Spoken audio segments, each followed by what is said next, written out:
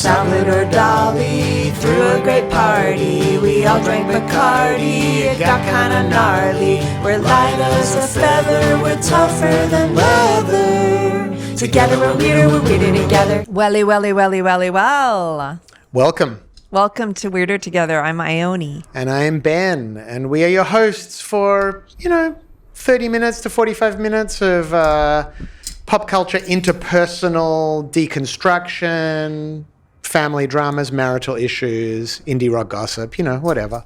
The usual. What are our latest marital issues? What are our latest marital issues? Well, I had a genuine breakthrough last night where I realized something about you that I had intellectually realized but not felt in my heart, which was how much you hate being left out and lonely, of things. I've sort of always known that about you, but I really felt it last night, the kid in you, probably having the older brother and everything and worrying you wouldn't be part of the fun plans or something. But this part of you when you're left on your own, you're struggling there with your mic stand.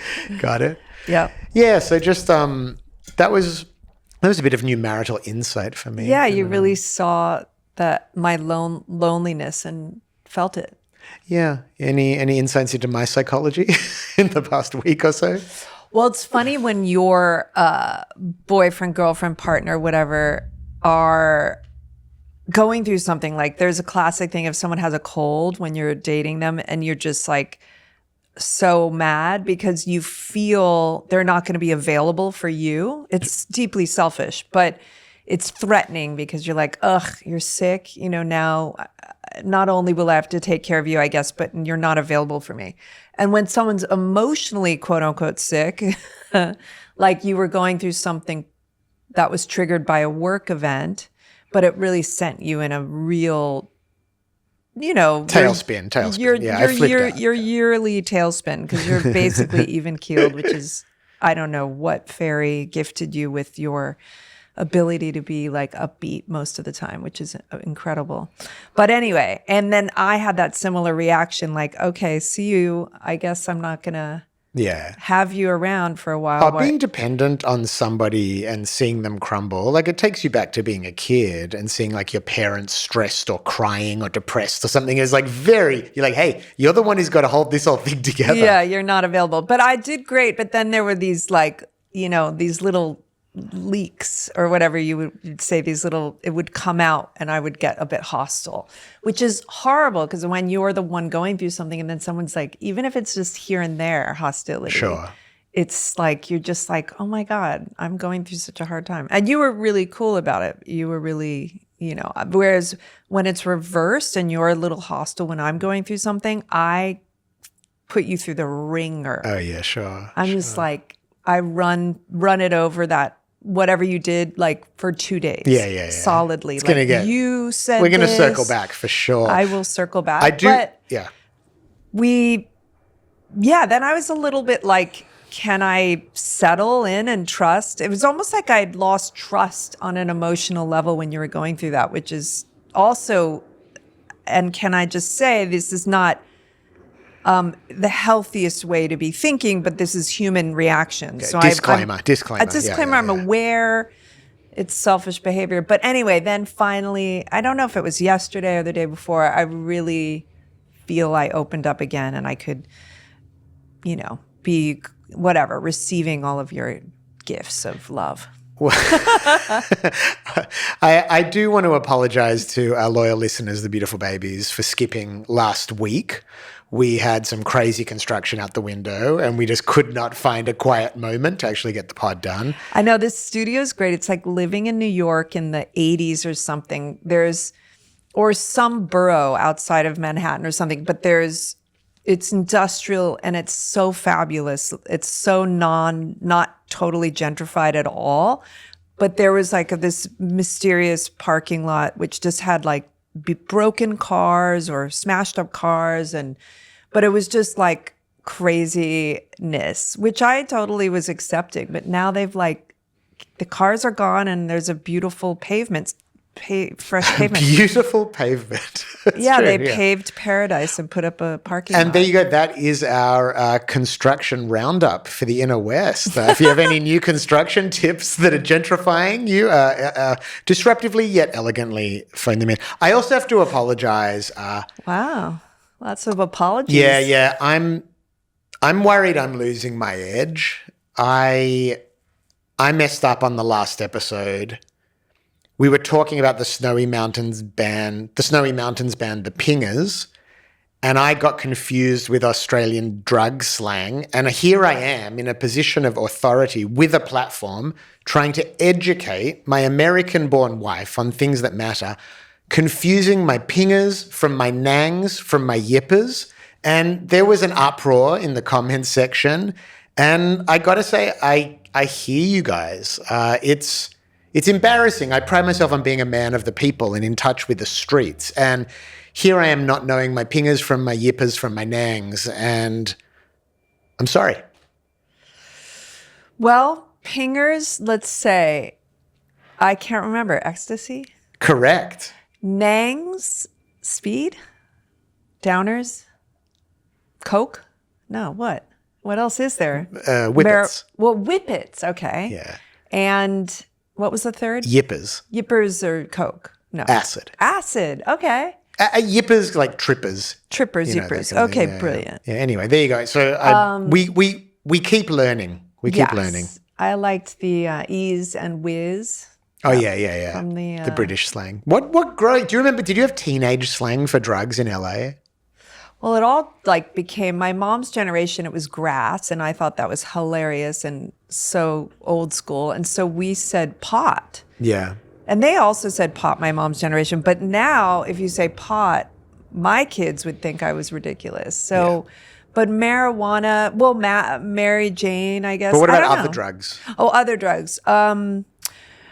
I loved the Blondie song for Scarface. Yayo, I think is Spanish for cocaine. We didn't really call cocaine yayo, but I guess there's so many for Coke, but what was it? Like, I don't know.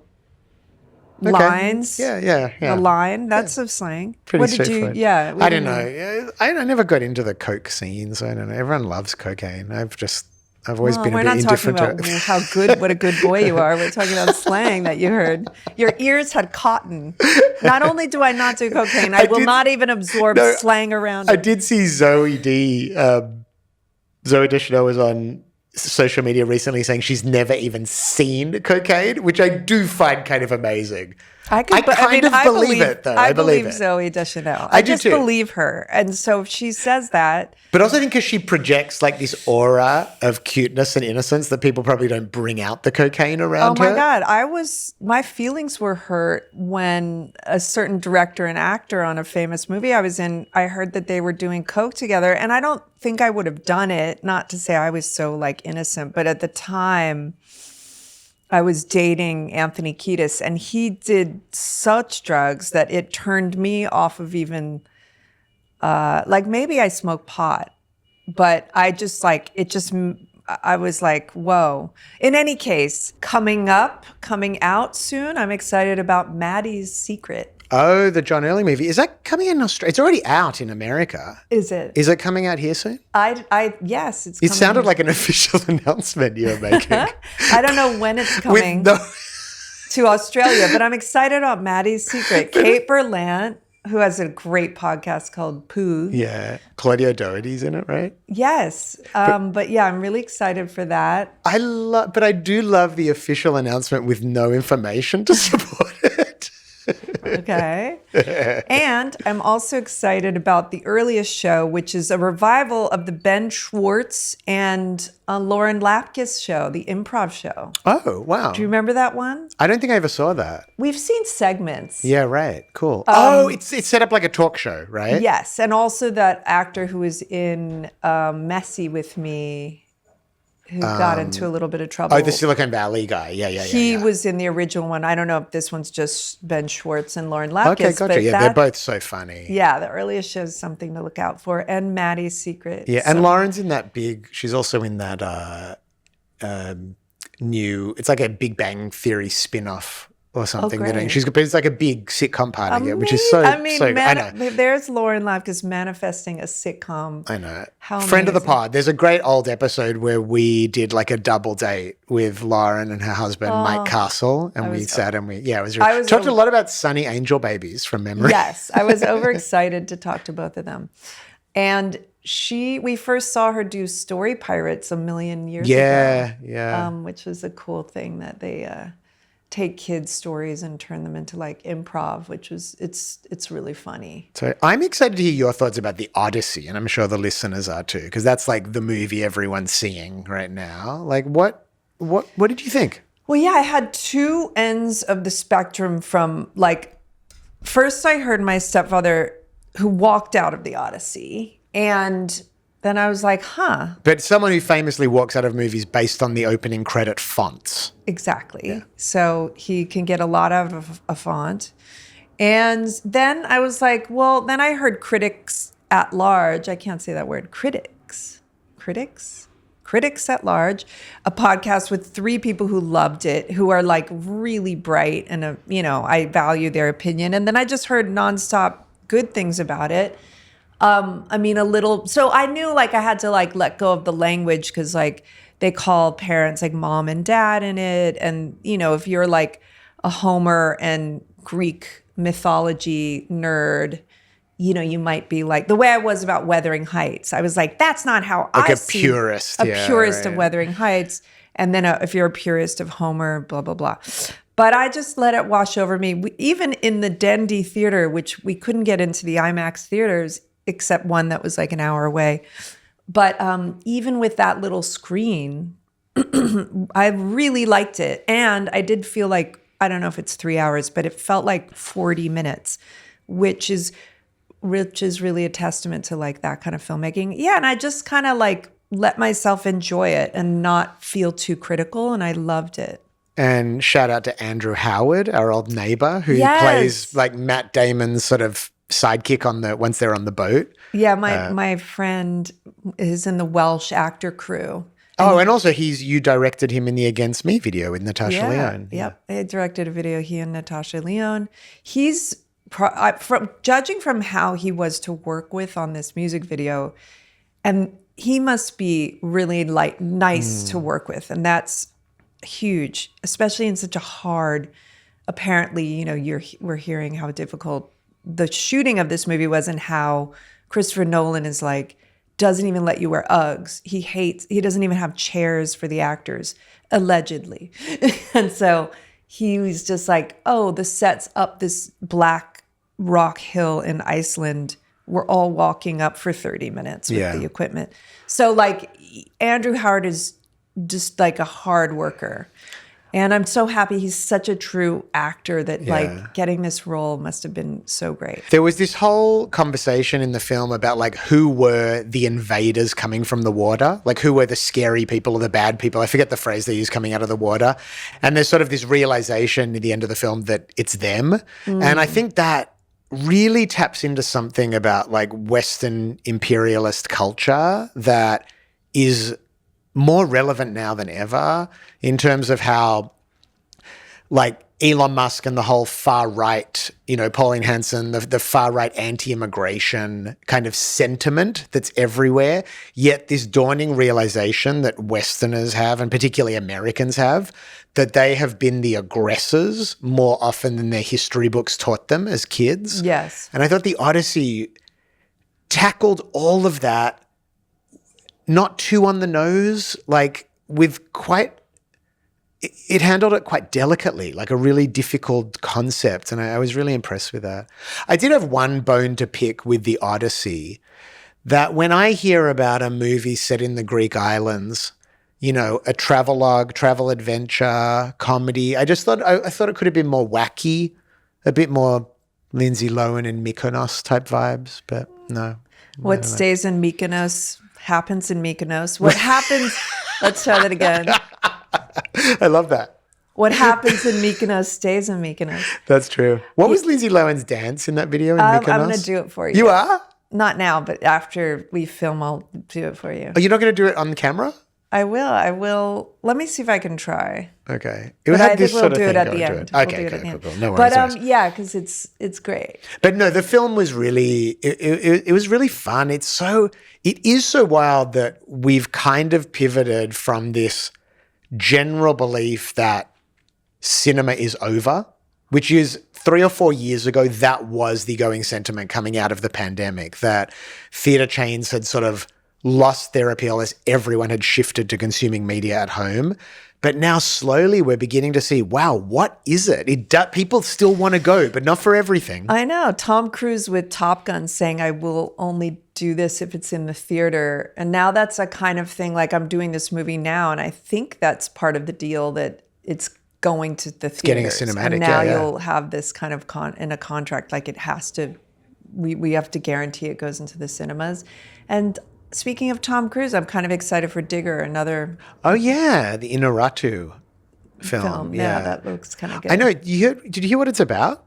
Yes. It's a Our trainer, Oh, yeah, our trainer was telling us. Shout out to our trainer, Chief Anthony. Yeah, it's about like a billionaire who I guess like causes some kind of natural accident, whether it's kind of Antarctica or the South Pole or something, and he says he's going to actually fix it. Yeah. So also back to the Odyssey, it does, I hear you saying, in the Odyssey, it does tackle one idea that you go out to try to be the good guy and right a wrong. But then in the end, Anne Hathaway says to Odysseus, you guys raped and plundered. Yeah. Plundered. She says, you are the ones who harmed people. Yeah. So it's that kind of cycle, like I would say what's been difficult for certain Jewish people who were oppressed to get it in their heads that perhaps there's a complexity there in the, Israeli government is doing awful things. Same with America. Yeah, as well. well, look at like where we started talking today about within a marriage, how the person who is quote unquote the victim, who's gotten sick, actually feels like they're doing something aggressive to the other person by not being able to be there for them. So I think the whole subject of how much we identify as an aggressor or as a victim and the prejudices we carry about our own story and what's happening, it makes it very hard to be sober and actually assess what's happening around us. Yeah. Like we start seeing everything colored by this identity of whether we were wronged or, I know. And often it's like when you're fighting, like in a marriage, you'll often have that moment where you just realize like, oh, I can really see how I contributed to this situation. And like something was blocking us from seeing that beforehand. Yeah, it's called a power bottom. Oh, it is? No, I mean, you can be on the bottom and control things. Or the victim, like with animals, actually, sometimes when they're on their back and they're looking submissive, some trainers will say that's actually not submissive. Yeah. I don't know I don't know how it's, maybe it's manipulating. I don't know what the dogs are doing. Well, but it seems like in most abusive dynamics, the person doing the abuse feels victimized. Right. The world doesn't understand me. No one gives me what I want. No one hears my needs. And that then they extrapolate, then they have the right to like commit an aggressive act against someone else. But we are a species that seems to walk around with a real victim narrative about ourselves and our needs not being met. Yeah. And the identity crisis of being, for example, like Jewish and you've been the ones who were oppressed and then you have to carry, I would think the way so many people had to carry, that you were oppressed, but there's also oppression. And I think that a lot of cultures and religious people have had to deal with that. Well, the Catholic Church, blah, blah, blah. I think we've talked about this before. But the complexity, it's like easier when you've only perceived yourself as the one being victimized. Yeah. And be like, wait, now I have to have this complex relationship. And artists have that too. Like artists who feel like, oh, no one's understood my work. No one's given me a fair shake. No one's like, we're quite prone to that as artists. Yeah. So would it's you like- say in the 90s with the whole kind of like, not the grunge thing, but the punk thing, when rebellious bands start doing well, all of a sudden it's like, oh, wait, but what's my identity? I was like this, God Save the Queen and fuck you, whatever. And now I'm like I'm having a hit on the charts. Yeah, even if it's not that big, there's an interesting phenomena that happens in culture where, say, bands who can't get accepted into the dominant narrative, whatever the mainstream, even of alternative culture at that time, they form their own definitions of what's cool and with their own little world and their own little clique. And they really do it as a defense mechanism against capitalism, because they're like, we need to create our own narrative, our own rules. We are victimized by capitalism. We're going to create our own world. But then they can actually become sort of bullies within the scene themselves, so it's pretty interesting. This is all plugging this episode, not all of it. But I also am excited about Chloe Sevigny's Grateful Dead. Dead and Co. documentary. Yeah. And one of our big fights we had recently as well, I wouldn't say it was a big fight. It was a disagreement. Was about Chloe, which was so funny because I was marveling at her career. And I was talking about Anne Hathaway, how I'm not jealous of her career. Oh my God, I can't believe we're retreading this fight on the podcast. I'm not going to recreate the fight. I'm fascinated with my psychology. Okay, yeah. Oh my God, the worry you I'm had. nervous because you know why? Because I can't see an escape hatch. I feel like all we're going to do is end up in a gridlock again, like a stalemate. No, not at all. Okay. So Anne Hathaway is like a nerdy theater kid. And she is just like a double threat, possibly triple threat, like just amazing. She's so good and she's not threatening to me because we're so different, and I just feel so deserved her whole career and I love her.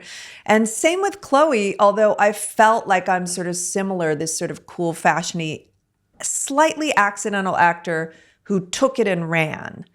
And after River's Edge, I sort of fell into it. She kind of fell into it with kids, but we both were like, there was a moment for me, someone saying, are you going to do this again? Are you getting an agent and are you going to go do this? Because some people do one film and they're like, that was cool, but they don't want to pursue it. We both pursued it. And we were talking about how I was saying how I'm more jealous of her because I felt we're quite similar. I won't get into the fight. It was sort of about how you said, well, she did an amazing campaign thing. And it triggered me because I was like, I tried and failed. But in any case, let's not go down that line. But I was like, why are you praising her? But in any case, I thought it was interesting who you're jealous of and who you're not. I always find that really intriguing. Absolutely. But I'm so into Chloe as well, like deeply. And I'm excited for this. It was so interesting to find out she loves the Grateful Dead. Yeah.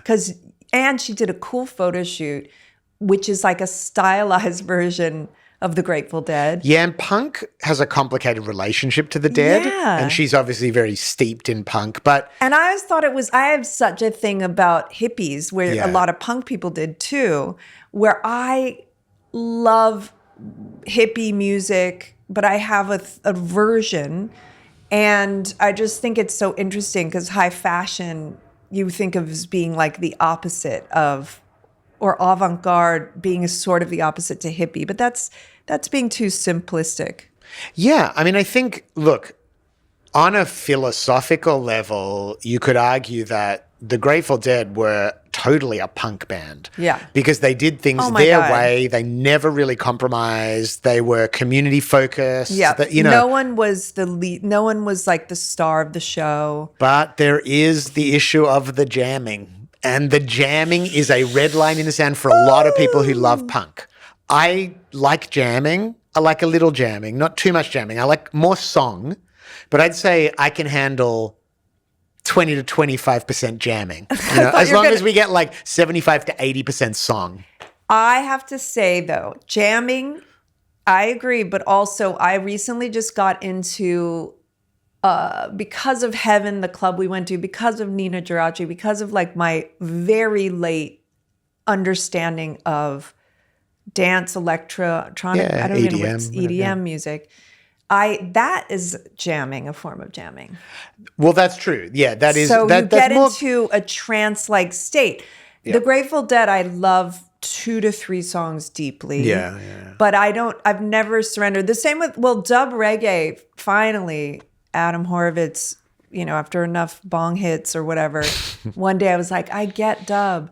But it's one of those things, I don't want to get the jamming of the Grateful Dead. I don't know why. I would think it would be lovely to understand it. But I do love 3 songs. And that documentary about the Grateful Dead was that was amazing. unbelievable. Long Strange Trip, yeah. Long amazing, Strange Trip, amazing. if you want to watch something and you're on a trip, maybe a long, Strange trip, yeah. airplane trip, and you want to watch a movie, so good. Yeah, really good. Yeah, look, I love the Dead, but I also really do love what they represent. Like, there's a lot I didn't know any of that. Yeah, there's a lot of artists that are not exactly something I want to put on all the time, but I'm like an ally to them, because they were like essentially fighting the fight for an evolution of our species into like different types of art appreciation, which is very cool. Yeah. Here. We also in the week saw A Clockwork Orange at the Dendy. They had like a revival screening of it. Yes. And wow, I hadn't seen that probably since my 20s. I know it was. We had a family outing to Clockwork Orange. What made you organize that? I think your stepdad and our teenager were talking about it. They saw it as we were walking up there. But so yeah, it was like me, you, your mum, your stepdad, our 16-year-old going to see Clockwork Orange. And yeah, I don't know, did it seem different to you now as an adult? Well, I would say Clockwork Orange is still one of the most disturbing movies to this day. And probably because you are delighting with Alex in beating up people in a way, although some of it is truly disturbing, but he's dancing to Singing in the Rain. It's so Kubrick's set decoration, the stylish shots. He's such a beautiful filmmaker. So it's that confusing thing of delighting in somebody, bashing someone up, and the Beethoven, all the music, and just the what it looks like. ultra-violence. Yeah. The language, ultra-violence, Droog, horror show. Yeah, I was really struck by A Clockwork Orange. It's such a examination of morality and our relationship to good and evil. And it's a real exploration of morality. Yet it has that incredible 70s filmmaking thing. What year was Clockwork Orange? I don't know exactly. I'm guessing.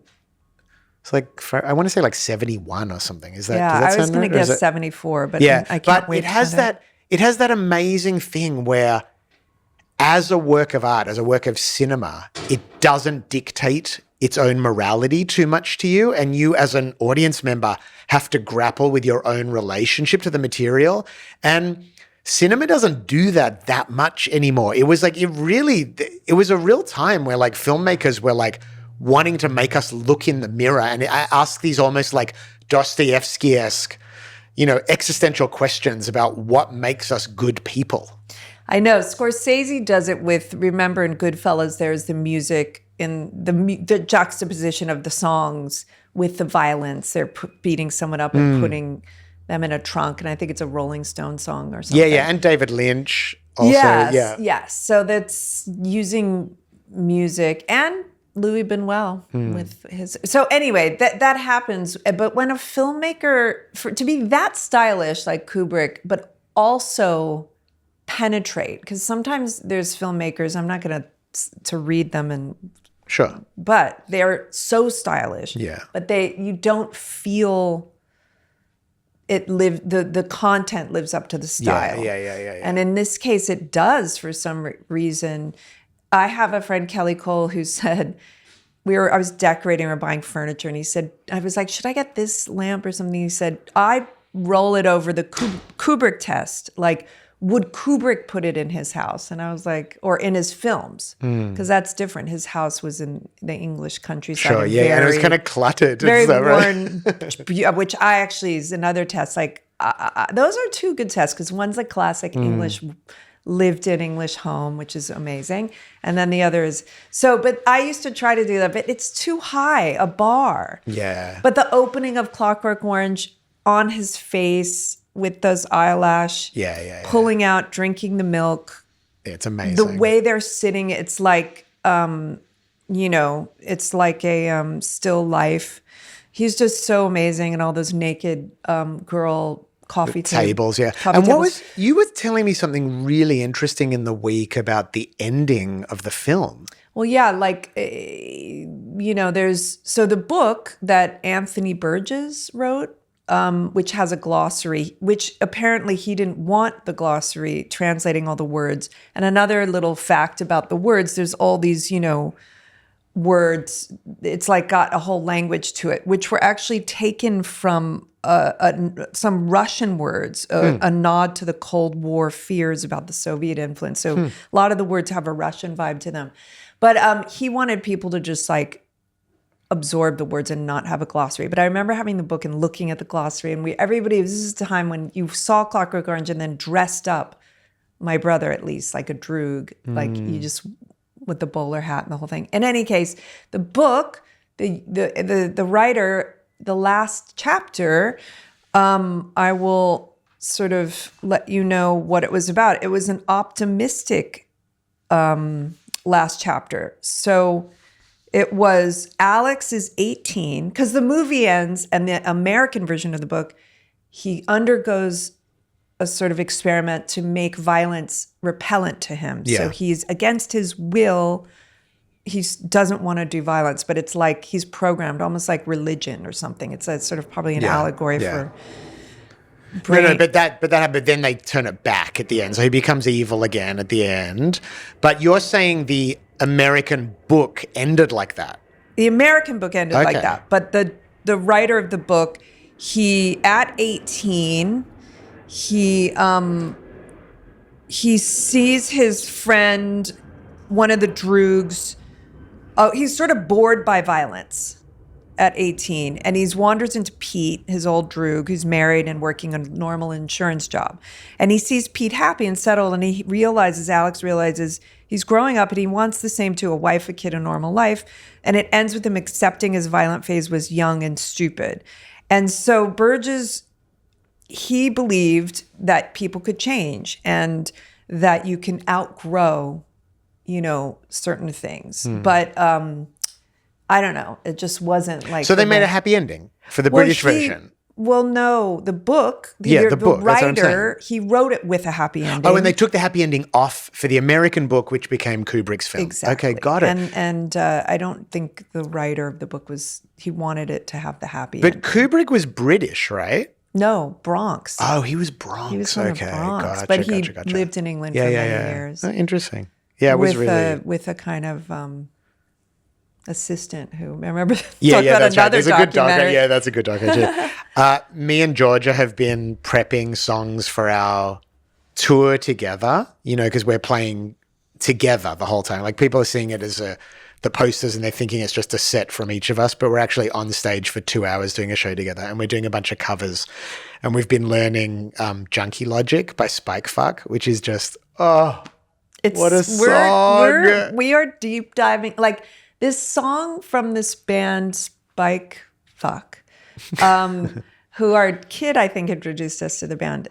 It's like we've been listening to it a lot. You've been playing it a lot, but also kind of like, just like ruminating it or whatever. Like talking about it. Like talking about it. And it's like we're doing a study, a deep that's dive the best thing about covers. Song. Yeah, like when you learn a cover and you really have to embody it, it is it's such a joy. Just, what a performance and what a yearning I don't know. It's just a great performance. Yeah, we're gonna great song. We're gonna do a little demo of it and put it up online next week or something. No, I'm excited about Tickets that. are on sale for those shows. I also want to shout out Sennheiser for sending me some incredible Bluetooth headphones, which I love. Like I've never had proper noise canceling headphones. Are you going to use them on the flight to Japan? Yeah, hell yeah, I will. Japan, I'm so excited for Japan. Someone posted today in Japan a magazine spread from when me, Lee Perry, and the Beastie Boys played Tokyo. And it's like, I'll show you the photos. It was really cool. And I was just like, oh my God, I can't wait to get back there.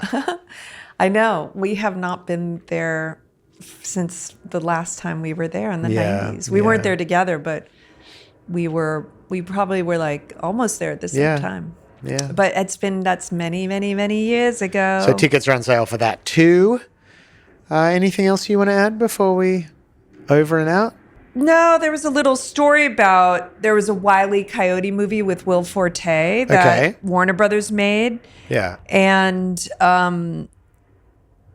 Warner Brothers killed it because they got more money on a tax break, but it's gonna come out because a company called Catch Up Entertainment swooped it up. But it's apparently going to be good. Okay, I love Will Forte. I don't know why. I don't know. Will it be good? But anyway, that was a little news story of another thing coming up. I don't know. Wile E. Coyote, the Tasmanian Devil. Yeah.